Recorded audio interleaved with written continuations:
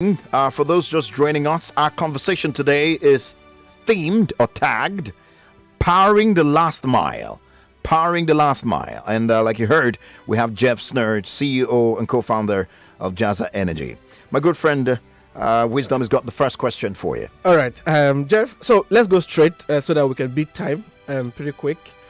Give us a little bit about your background, your career journey, and how you got here to find Jaza Energy. So, absolutely, yeah. So I'm originally Canadian, okay. and I worked in Canada as a young man doing some backbreaking labor planting trees, Okay. where I would go up to the Canadian North and work and plant anywhere from 3,000 to 5,000 trees per day, Okay. and then I would travel when I wasn't working in the woods, and I ended up in Tanzania. I was trying to write a novel. Actually, don't ask me how that went, but a lot of my Swahili friends were interested in some of the tree planting we did, Okay. and we started just collecting seed from around some communities, and since then I've planted around 3 million trees. And somewhere in the mix, someone was like, "Jeff, dude, trees are great, but where can I charge my mobile phone?" And that's when we started looking at the energy issues in that country, and that's what also brought me to Nigeria. So that's the sort of background. Oh, great. Interesting to know. Now, we know that you believe that entrepreneurship and innovation can solve our planet's biggest challenges. And can you shed more light on it, or so expatiate a bit on that statement? Absolutely. So this is something I learned in the tree planting world where, conservation, we all know planting trees is good, but why would people do it? To take time out of your day and go and actually do the work is, that's a lot to ask of people, especially in some of the rural communities that we've worked in. And what we found is that we just had to make tree planting a day job. So conservation was an end game for some of the trees, but we also planted trees for fruit, timber, and when it became how people made their living, you could virtually scale your solution quickly. And energy access is the same, right? The economic incentives need to be there. Innovation paired with entrepreneurship is one of the greatest combinations on the face of the planet. I mean, Nigerians know it well. The entrepreneurial spirit is alive and well. But if you can find the right economic solution, then you've got a winning formula. Interesting. That's a nice one. But now let's go. I know you mentioned a bit when we started, but let's go into details now. So you co-founded Jazz Energy, and but what was the idea behind starting the company, and what problems specifically you wanted to solve? So let's go into details a little bit. Yeah, absolutely. So I was in a rural community, as I mentioned, in Tanzania, and some of the community members, people we were working with, asked us, if we could help them get modern electricity into their household. That market is different. We're typically using kerosene and torches to power homes. So what we did is originally we just put some panels on the roof of a school and a mosque and charged motorcycle batteries, and people would take the motorcycle batteries, which were cheap, readily available home, and use them to power a light and their phones. And then we realized, just switching what people were spending on kerosene in that market, there was a business. So we developed what we do today, which is building shops we call hubs. They're manufactured, ship them to site, set them up, put panels on the roof, and then rent a lithium ion battery pack. It's like a power bank for your entire home that people take home and use to power their household.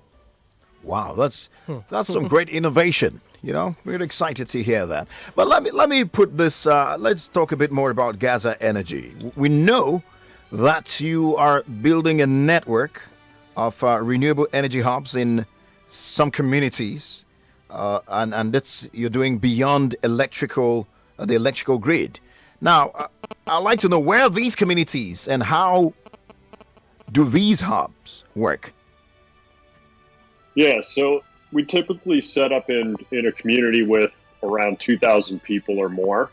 They're typically outside of urban centers what's commonly referred to as the last mile, but effectively we're trying to build the right size infrastructure for the end user. And I mean, every market is very different, but a lot of the challenges that the grid has is that it's expensive to build the grid infrastructure. Okay. It's challenging to provide the energy into the grid infrastructure, and we're just trying to pair the right size for the right end use. So it's, as I mentioned, a hub, a building, some panels, and then we're renting batteries. It's all operated by women we hire from the communities, which we call Jaza Stars. Okay. And the Jaza Stars are driving the service within their own community and lighting up the households around our locations. Wow, interesting. A lot is happening over there. So, but I wanted to ask, how long has this been happening? And can you share with us some success stories, over time? Yeah, absolutely. So we've been operating since 2017, so it's kind of coming into year 4 now, and we've got around 70 locations live, and we've got another 30 locations going live over the next couple of months, and we currently power around 50,000 people. Interesting. So, if you're just joining us, Nigeria, indeed, if you're joining us on this program, it's called Power Solutions, and we're live having a conversation with the CEO and co-founder of Jaza Energy, and he's Jeff Schnurr. We are talking about powering the last mile, and my next question is along those lines, and I know Jeff is well and able to respond to this. Now, powering the last mile in Nigeria, in your view, is it a big challenge? And before you respond to that, you might want to explain a bit what it means to, use expression powering the last mile. Yeah, absolutely. So powering the last really a solution that's been pioneered to kind of reach out and extend to people that aren't typically within a network. The last mile in Nigeria, to answer your question from an energy perspective, I mean, it's a huge challenge, right? If it weren't, it wouldn't be a problem. That's right. And what we see in market, I mean, I spent the last week in Oyo State trying to visit rural communities, and it's a combination of, sometimes the grid would be there and it would only be on for 10, 15 minutes a day. People talking about 2 hours a month. So, I mean, you can't necessarily depend on the grid infrastructure. It's built, everyone's wired their homes, they're waiting, they're paying NEPA. But at the end of the day, you're using a generator, the sort of better past my neighbor generator for lights, maybe TV, or you've got a torch and you've built, there's small homemade lanterns, and that's, you're living in darkness once the sun goes down. So it's a huge challenge. We see in other markets that sometimes just ability to pay. You see it in sub-Saharan Africa where the grid maybe is there, but people can't afford to use it. Nigeria has some different complexities where even if you have the ability to pay and the grid is in your community, you might not be on. Well, I don't know how to take that, but let's hope that. Did you answer the question? Is it surmountable? Is it possible for us to address it? Yeah, absolutely. I mean, this is, I was mentioning earlier, the key is finding the right size infrastructure for the right end use. And what we build is by building distributed infrastructure, so building separate power supply within every community. We don't use transmission lines. We try and make it as simple to maintain. So you effectively have your users, the customers, being transmission because they'll carry the battery home, use it to power their household. And as long as it powers what people want and it's something they can afford, I think that's the sort of economic solution. All right, beautiful. Okay, then so I want to talk a little about Nigeria now. I don't know if you started operations already in Nigeria, but what are your plans for Nigeria to replicate these innovative ideas in Nigeria? And maybe you should tell us what probably worked excellently well in Tanzania, where you currently operate pretty good, and what has not worked, and what will you be incorporating in Nigeria if you will be doing this in Nigeria? Yeah, I mean, this is the question keeping me up at night these days, right? Like, what we know is from one community to the next, one village to the next, things can be completely different. What we've learned in Tanzania is it has to, it has to power. We have to be able to power what people want when they want at a price they can afford, and it needs to be better, cheaper, faster, and consistency is just so key. Everyone thinks that, as long as it's cheap, people will be there. But at the end of the day, like, if you come to us every day, there better be a battery waiting for you. You better be able to get the service whenever you need it. And I think when you're playing the role of a utility, it really comes down to consistency, day in and day out. And that's one of the key lessons in Tanzania. Off-grid Tanzanians will make sort of, 600 to 800 naira a day per household. Wow. Very low income. But even if something's a little more expensive and it just works, they'll pay for it. And I think when we enter the Nigerian market, if you're playing the role of a utility, it's about trust. And if you're there day in and day out, even if it's hard, even if it seems a challenge, I think you can win the trust of your customers and maintain it, and that only compounds over time. I'm not naive in thinking exactly what we've done in another market. We can just drop it into Nigeria and just, and get there. I'd be quite frankly shocked if everything just worked perfectly. What could possibly go wrong? But at the end of the day, we're committed to understanding the power requirements of this market, whether that's a bigger battery or a smaller battery, if it powers different things. And that's kind of our commitment once we build. All right, great. We're on a mission, not only to get people to know about alternative sources of power, but specifically to let people embrace, renewable energy like solar, which is cleaner and beautiful to use. We've been doing that from time to time through this program and sensitization, and that's what we've been doing here in Nigeria. So it'd be nice to hear from you to describe the level of awareness of solar, one in Tanzania, and also what you have noticed in Nigeria. What have you, what's your assessment of the level of awareness on solar in Nigeria and Tanzania? Especially where you started initially in Tanzania. How would you say it was? So let's compare the level of awareness here. Yeah, totally. I mean, in Tanzania now, you would, even in the most rural community, you'll see 60 to 70% of households with their own solar solution. Wow.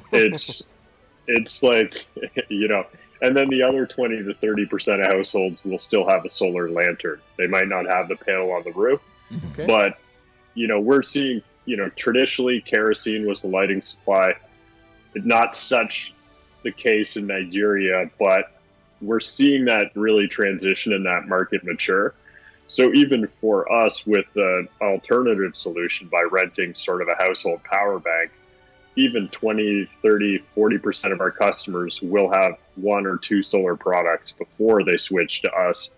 And what they're typically dealing with is the maintenance of the solar system because they find it doesn't last forever.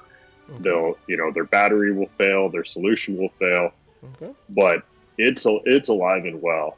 In Nigeria, like, you kind of need a magnifying glass out there in the village to find a solar solution. Completely shocked to see maybe one or two, maybe a small shop will have, spent 50,000 naira on a solar panel that they can use for lighting, but it is not the de facto energy solution. And that's not the case. That's not the case in East Africa. All right, beautiful. Let's also forget that Tanzania, for example, a population of about 58.1 or thereabout million people, compared to Nigeria of over 250 million people. That could also be a factor. Maybe that's why you need a magnifying glass to, find, a lot of people, and where's the solar? Where's it? Thank you for that review. Of course, certainly there's a lot to be done regarding that. All right. So let's talk about these batteries. The batteries you mentioned. How often do these batteries need charging or servicing? Because you mentioned that is one issue in Tanzania. At some point. So, but does Jazz Energy offer such services for maintenance of these batteries? Yeah. Okay. Yeah. So, our sort of solution is that we take the battery, we charge it. Wisdom, if you were a customer, you would come register with us through a process similar to getting your SIM card in your phone, and then you get a battery. Okay. You take it home. You would be able to use a lighting kit, wire your own home. You'd be able to power a TV, a deck, stereo.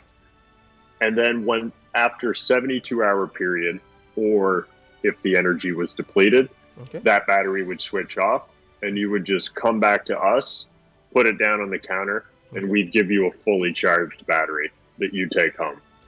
So in terms of the service or maintenance, our sort of thesis or idea is that this is a true utility play. We own the battery. We take on the battery risk. All you do is you're purchasing the energy. So it's our sort of mantra and philosophy is just that we want to take care of the battery. We want to take care of the infrastructure that you need to power your home. And at the end of the day, you're just paying us for the energy you use. Interesting to know. Our time is fast spent, and we are gradually drawing the curtains on the show this beautiful morning here. It's Power Solutions, brought to you by Nigeria Info in partnership with All On, and we're talking to the CEO of Jaza Energy. He's also the co-founder of that particular. You've heard a lot of interesting stuff you're doing. Not forgetting that his name is Jeff Schnurr. And I have one last question for Jeff before we finally draw the curtains and end the show today. Now, what next level opportunities and challenges do you see for your company? Yeah, well, thanks very much for this question. We're looking forward to testing probably 6 to 10 locations in the next couple of months in Nigeria to see if this solution works for your market. And if it does work in Nigeria, we're going to aim to build 1,000+ locations a year, starting in 2022. Wow. We want to hit the market fast and grow quickly, but the biggest challenge is quickly going to become people. We need, smart, hardworking, dedicated people. So if any of the listeners out there want to join us, check out jazaenergy.com, get in touch. And then ultimately we'll be recruiting 2,000 women from rural communities to run and operate these solutions. That's great. That's beautiful. Nice. So jazaenergy.com, you say? Jazaenergy.com. Get in touch if you want to work with us. Join us. We're always looking for smart, outside of the box thinkers, and it takes a village. So we're looking forward to the next stage. Nice. Thank you indeed. I know we want to go on a break soon, but we're ending actually. We're ending. Okay. But before we end, let me ask: how did the name Jaza? How did it come about? I'm just curious. Jaza. How did you arrive at the name? In Swahili, Jaza means to fill up or charge. Oh, okay. All right. Wow. I love it. Nice. Okay, how do I use it now? Okay, I'll find a way of using it maybe after the show. Cool. I like it. Thank you indeed for speaking with us, good friend Jeff Schnurr. Hope we got the pronunciation of your name correctly. Absolutely. Thank you again. So you go, have fun, and Nigeria, you've heard. You know how to be a part. They're giving you an opportunity to make this the dreams reality regarding what they intend to do in the market. Well, that's it for the show today. It's been a fun time doing this with wisdom. And with Jeff too. Great innovation. Nice speaking with you today. Thank you both. All right, that's it for Power Solutions today. Thank you indeed for being a part of the show. Like I mentioned, I have indeed done this with a good friend. Pronounce your name by yourself. Answer your father's name.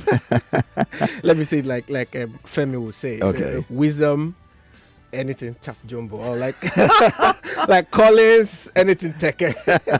Okay, wisdom Chapp-Jumbo. Yes. My good friend, thank you again, dear. Thank you, Collins. Well, this is the voice of the microphone heavyweight, Collins. Teke, let's do this again next week. God bless you, and God bless Nigeria. Bye for now. 99.3 Nigeria Info. We are more than just radio. Subscribe to our YouTube channel at Nigeria Info FM. Check us out on Facebook at Nigeria Info 99.3. Follow us on Twitter at Nigeria Info FM and on Instagram at Nigeria Info FM Lagos for live updates as it happens. 99.3 Nigeria Info. Let's talk.